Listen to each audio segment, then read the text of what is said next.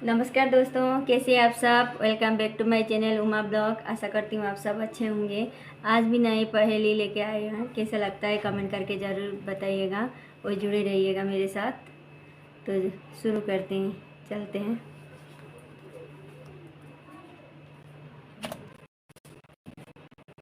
घर के अंदर सुबह सुबह चोरी हो जाती है।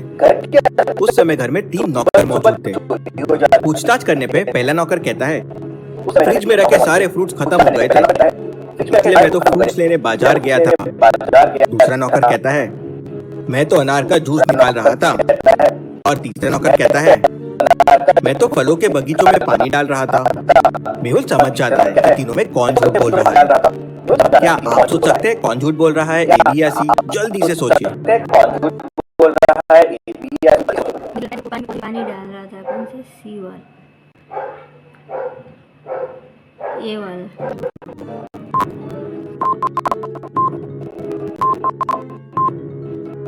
चलिए इसका आंसर देखते हैं। पहला नौकर कह रहा था कि घर के सारे फ्रूट्स खत्म हो गए थे, तो दूसरा नौकर अनार का जूस कैसे निकाल सकता है? मतलब दोनों में से कोई एक झूठ बोल रहा है। लेकिन तीसरे नौकर की बातों पर भी ध्यान दीजिए। उसने कहा वो घर के पीछे फलों के बगीचे में पानी दे रहा है।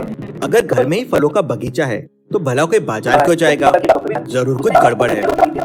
मेहुल घर के पीछे जाता है तो वहाँ सचमुच एक बहुत बड़ा फलों का बगीचा होता है, लेकिन बगीचे में कोई भी फल नहीं होता। बगीचे के अंदर 2 औरतें काम कर रही थी।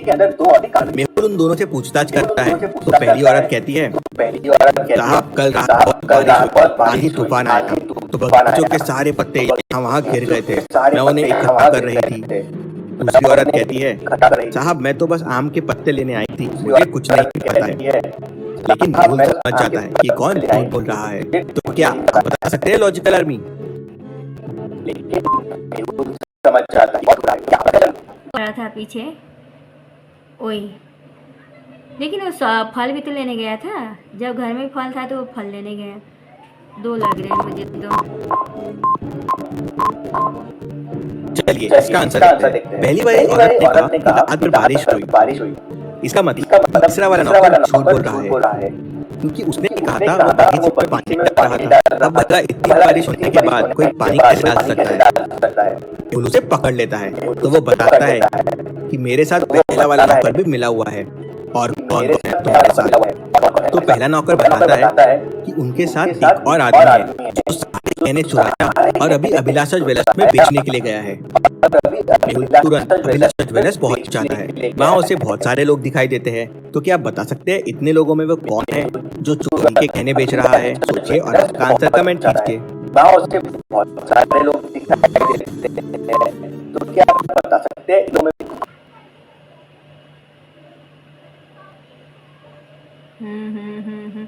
एक जैसे है इसके पास, बी वाले के पास भी एक जैसे हैं और इसने हाथों में पकड़ के रखा है और सारे अलग अलग गहने। मुझे लगता है सी वाला है। चलिए इसका आंसर देखते हैं। बाकी सब लोग गहने देख रहे हैं, लेकिन ये आदमी के हाथ में देखिए अलग अलग टाइप के बहुत सारे गहने हैं। अब कोई एक साथ अलग अलग टाइप के इतने गहने तो देखेगा नहीं, मतलब एक गहने बेचने आया है। मेहुल समझ जाता है और उसे पकड़ लेता है। Detective Mehul rocks. चलिए अगली पहेली देखते हैं। मेहुल एक फंक्शन में जाता है जहाँ उसकी बहुत खातिरदारी होती है। सबसे पहले उसे खाने के लिए एप्पल दिया जाता है, उसके बाद बड़े बड़े बनाना दिए जाते हैं, उसके बाद उसे कोकोनट का पानी दिया जाता है और लास्ट में उसे ड्रैगन फ्रूट दिया जाता है। मेहुल समझ जाता है कि ये सारे फ्रूट उसे पैटर्न में मिल रहे हैं। क्या आप बता सकते हैं उसे फ्रूट कौन से पैटर्न में मिल रहे हैं? सोचिए।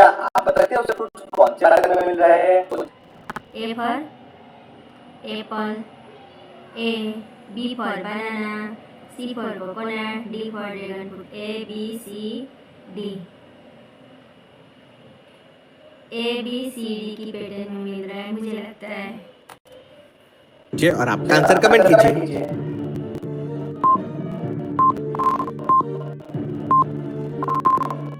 चलिए इसका आंसर देखते हैं। सबसे पहले मेहुल को एप्पल दिया।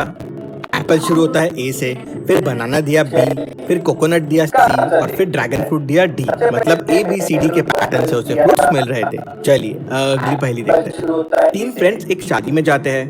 वहाँ 4 कुर्सियाँ रखी हुई थी। तीनों उन कुर्सियों पे बैठने का सोचते हैं। अब कुर्सी 4 है और लोग 3 है, मतलब एक कुर्सी छूटनी चाहिए। क्या आप इन कुर्सियों को देख के बता सकते हैं कौन सी कुर्सी पर उन्हें नहीं बैठना चाहिए, ABC या D? सोचिए और आपका आंसर कमेंट कीजिए। मुझे लगता है सी, क्योंकि सी का पीछे का वो नहीं दिख रहा है। इसमें 4 है, उसमें 4 है, इसमें बस 3 ही है।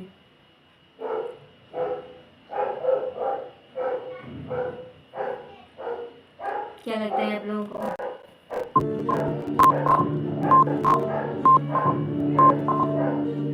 चलिए इसका आंसर देखते हैं। सी वाली कुर्सी को ध्यान से देखिए, उसके पीछे वाला चेयर टूटा हुआ है, इसलिए उन्हें वो चेयर को अवॉइड करना चाहिए और बाकी 3 चेयर्स पे बैठना चाहिए। चलिए अगली पहेली देखते हैं। चलिए अब मैं आपसे एक बहुत ही इंटरेस्टिंग मैचस्टिक पजल पूछता हूँ। इमेजिन कीजिए कि एक मैचस्टिक की काव है। अब ये लेफ्ट डायरेक्शन में देख रही है। अब बस 2 मैचस्टिक मूव कीजिए जिससे काव राइट डायरेक्शन में देखनी चाहिए। है ना ये इंटरेस्टिंग? सोचिए सोचिए, समय चाहिए तो वीडियो को पॉज करके सोचिए।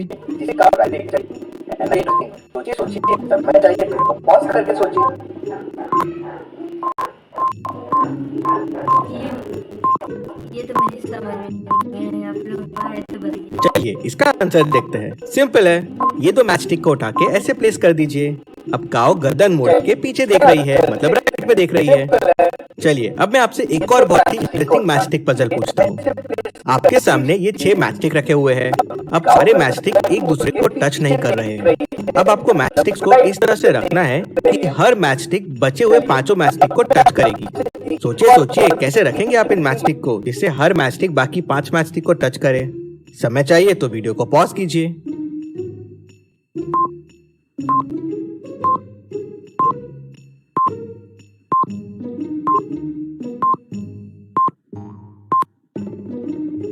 चलिए इसका आंसर देखते हैं। आप मैचस्टिक को कुछ इस तरह से रखेंगे।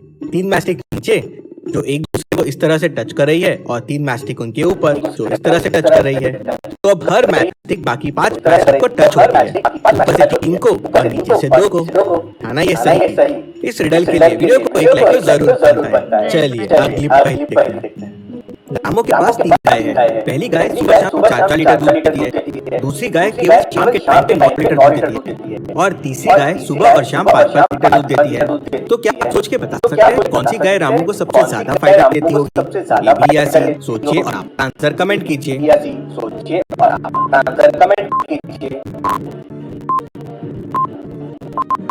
चलिए इसका आंसर देखते हैं। तीसरी गाय सुबह और शाम 5-5 लीटर दूध देती है, तो टोटल 10 लीटर हो गया। लेकिन बाजू में देखिए उसका एक छोटा बच्चा भी है, वो भी उसका दूध पीता होगा, मतलब पूरा दूध रामू को नहीं मिलता होगा। अब पहली गाय 4-4 लीटर दूध देती है, मतलब 8 लीटर हुआ।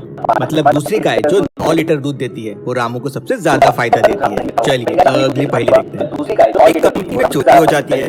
उस समय ऑफिस में 3 लोग थे। मैनेजर तीनों से पूछताछ कहता है मुझे तो भूख लग रही थी इसलिए मैं बाहर चाय पीने गया था। दूसरा कहता है मुझे अपने दीदी के पास नेपाल जाना था लेकिन बस की सीटें खत्म हो गई थी तो मैं तो ट्रेन टिकट लेने गया था। तीसरा आदमी कहता है मैं तो अपने पत्नी के साथ हनीमून के लिए लंदन जाने वाला हूँ इसलिए मैं तो वीजा ऑफिस गया था।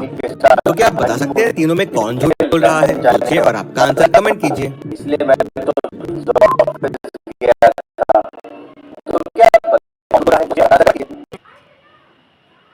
ये 2 नंबर वाला, क्योंकि इंडिया नेपाल कोई ट्रेन नहीं जाता है, सिलीगुड़ी तक ही जाता है, तो ये नेपाल वो वाला है।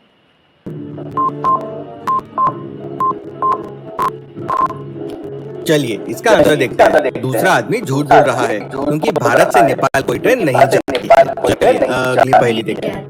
प्रशांत को अपने स्कूल प्रोजेक्ट के लिए एक मॉडल बनाना था और मॉडल के लिए एक बिजली का तार यूज करना था जो गुड कंडक्टर ऑफ इलेक्ट्रिसिटी हो। उसके घर में 3 तरह के वायर अवेलेबल थे, लोहे का, दूसरा कॉपर का और तीसरा स्टील का। तो क्या आप बता सकते हैं उसे कौन सा वायर यूज करना चाहिए जिसके उसके मॉडल में करंट अच्छे से फ्लो हो सके? सोचिए और आपका आंसर कमेंट कीजिए।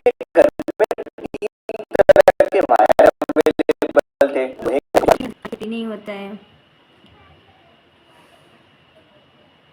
आयरन तो जंग करता है, वो नहीं होता है। कॉपर।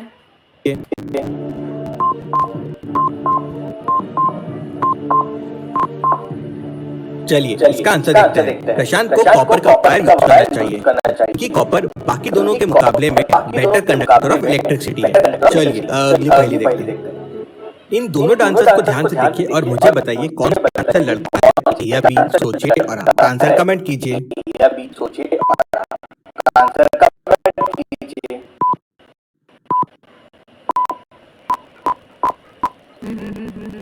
बी वाला, क्योंकि ए के पास, ए तो लड़की है, उसने तस्वीर लगा रखी है। बी वाले ने ये तस्वीर नहीं लगा रखा है। बी वाले मतलब लड़की की तस्वीर लगा रखा है, यहाँ पे डिम्पल है उसके। बी वाला लड़का है, उसने लड़की वाला। चलिए इसका आंसर देखते हैं। पीछे देखिए दीवार पे दोनों की फोटो फ्रेम्स है और इसमें बी वाले की फोटो फ्रेम लड़का है, मतलब ये गेटअप चेंज करके डांस कर रहा है। ऐसी और पहेलियों के लिए चैनल को सब्सक्राइब करके बेल आइकन प्रेस कर दीजिए। Thank you. और ये रही है हमारे साथ। कैसा लगा पहेली? तो और पहेलियाँ, नए नए वीडियो देखने के लिए मेरे साथ जुड़े रहिएगा। तब तक के लिए बाय बाय।